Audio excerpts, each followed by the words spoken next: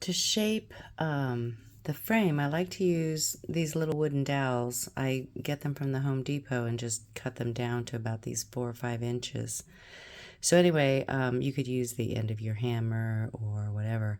But I'm going to brace the point of the frame I just made, the bottom point, and I'm going to use this dowel and carefully wrap this wire around it to shape it.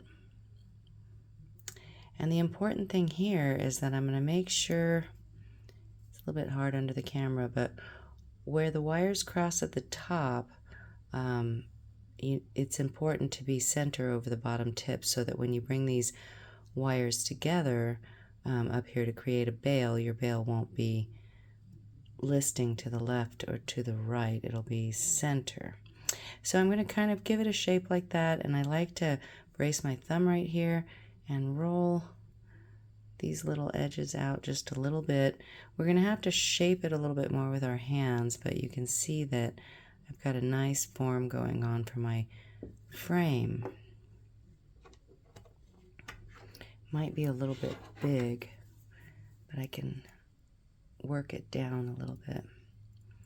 So yeah, it's a little bit big, and I'm just gonna, with my stone in place, use my hands and do a little bit more shaping.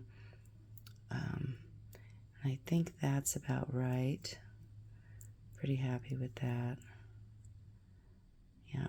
So I like a little flare down here at the bottom on teardrops. And when I hammer this, there's going to be a little bit more space up here at the top.